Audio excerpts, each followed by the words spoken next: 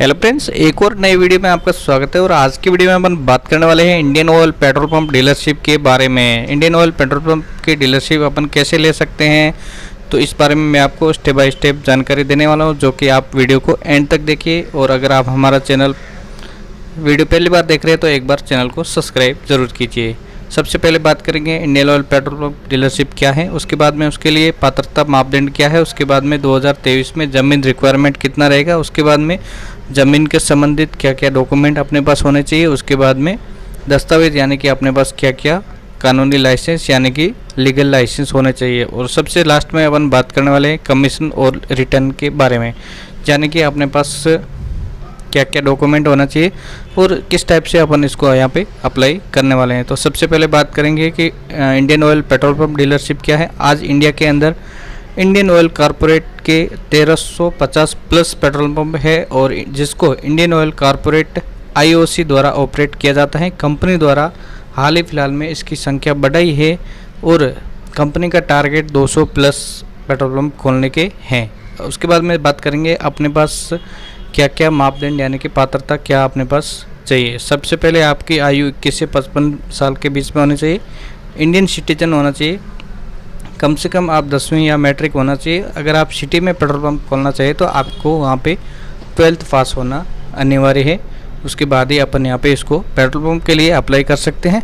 उसके बाद में बात करेंगे पेट्रोल पंप डीलरशिप के लिए ज़मीन रिक्वायरमेंट की बात करें तो इंडियन ऑयल पेट्रोल पंप के लिए शहर में अगर आप सिटी में खोलना चाहिए तो आपके पास 800 वर्ग मीटर से हाईवे, अगर हाईवेज पे यानी कि हाईवेज पे आप खोलना चाहते हैं तो आपके पास 1600 वर्ग मीटर ज़मीन होनी चाहिए। अगर यदि आप ज़मीन रेंट पे लेते हैं तो उसके अलग अलग नियम रहते हैं, जैसे कि पेट्रोल पंप के लिए भूमि, जैसे कि जो भूमि एरिया रहता है उसको समतल होना चाहिए। और उसके बाद में डीड एग्रीमेंट वो ज़मीन का अपने पास एग्रीमेंट होना चाहिए। जैसे कि अलग अलग स्टेट वाइज जिसके ज़मीन का एग्रीमेंट होता है, जैसे कि महाराष्ट्र में 29 साल का होता है, राजस्थान में 19 साल का होता है, ऐसे अलग अलग होता है।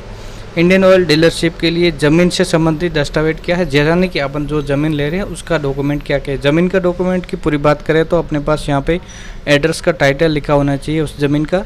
ज़मीन अगर कृषि भूमि है तो उसको अपने को कन्वर्जन करना पड़ेगा। उसके बाद में मालिक से जिसकी ज़मीन है उससे अपने को यहाँ पे नो ऑब्जेक्शन सर्टिफिकेट यानी कि एनओसी यहाँ पे अपने को लेना पड़ेगा। उसमें पानी और बिजली कनेक्शन की व्यवस्था होनी चाहिए। अगर आप ज़मीन लीज पे यानी कि रेंट पे लेते हैं तो उसका एग्रीमेंट अपने को करना पड़ेगा।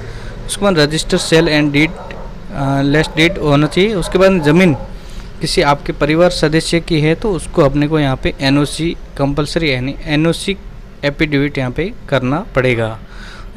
उसके बाद में इंडियन ऑयल डीलरशिप के लिए आवश्यक डॉक्यूमेंट आपके पास क्या क्या होना चाहिए। उसके बाद में अपने पास एप्लीकेशन एक्सचेंज इंटरेस्ट होना चाहिए। उसके बाद में लीड डॉक्यूमेंट होना चाहिए।